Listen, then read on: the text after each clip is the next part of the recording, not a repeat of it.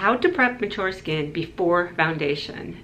This is one of the most important parts before doing makeup, because foundation has a tendency to look bad due to bad skin prep. So it's not the foundation, it's the skin prep prior. Step 1, gentle exfoliation. Mature skin has a tendency to have like dry patches and sort of hold on to it in different areas.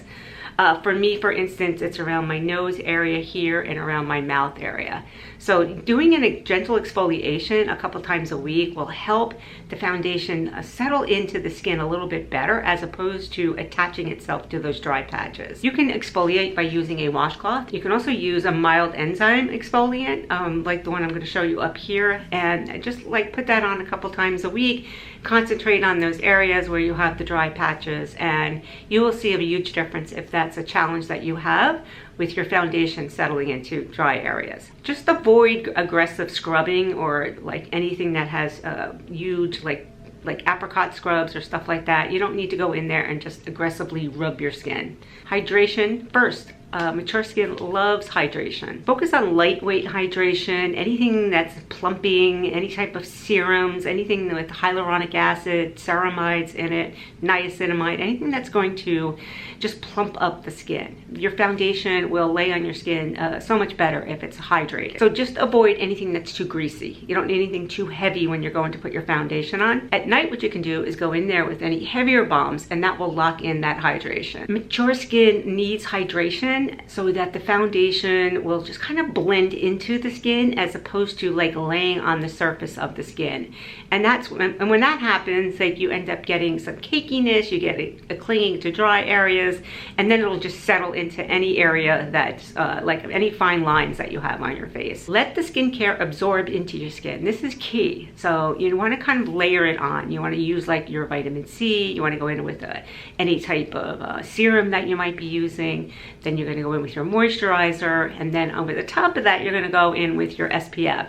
So you want it to set into the skin. If you need to fan it off, and just make sure it's like absorbing into the skin before you go in there and put any type of foundation on your skin. Strategic primer placement prior to the foundation. So if you're like me and you have different areas on your face that need different attention, don't go in there and take like a pore minimizing primer and putting it all over your entire face. You won't need that. It's going to end up getting too heavy, and then it will end up getting cakey. So just put the pore minimizer where you need it, like on your nose, if you need it like on your forehead here, or on your chin, and then just press it gently into the skin. Then if you need to treat, like I have rosacea, if you need to treat some rosacea, you can go in there with another primer for rosacea. If you have texture on your skin, you can go and then you can fill in the areas that have texture on the skin just by pressing it. And when I tell you you need a little tiny bit, that you just need the smallest amount. You don't need to go in there with a lot of product.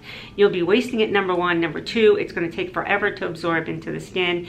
And number three, it'll just end up making your foundation look like a mess. Certain areas always grab the foundation, and that would be in the dry areas, right? So that's around your nose, that's around your mouth area, and the foundation will like settle into there rapidly before anything else. So what you want to do is make sure that you go in there and treat those areas first. And the way to treat that is to go in there with a little additional moisturizer and go in there and really press it into those areas, and just keep pressing it in around the mouth area and anywhere where it gets dry. If your under eye gets really dry and has a tendency to crease, go in there with a couple of eye patches beforehand, or some type of eye cream. These are great to use. You can just simply lay them across your under eye, like so, while you do your eye makeup. And just let that settle in there, and then when you go to put your concealer on, you will see that it will absorb so much better into that under eye, as opposed to just laying on the surface of that under eye. Yeah, you really cannot hydrate mature skin enough before you go ahead and put foundation on.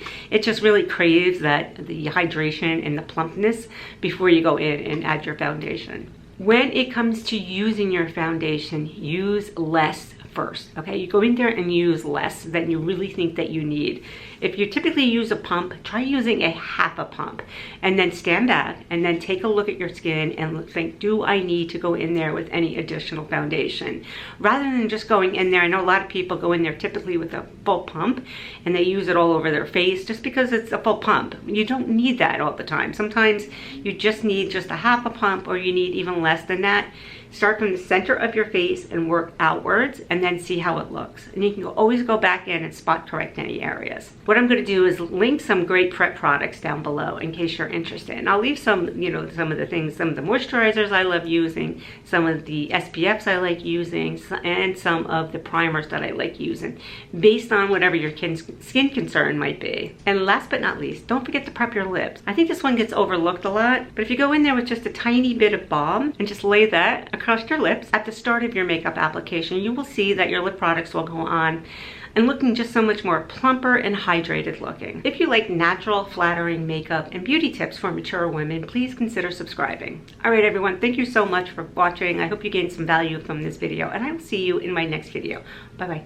In the next 5 weeks, I'm going to be doing the best foundations for mature women. So make sure you subscribe so you don't miss any of those videos when they come out. Okay, everyone, see you later. Bye-bye.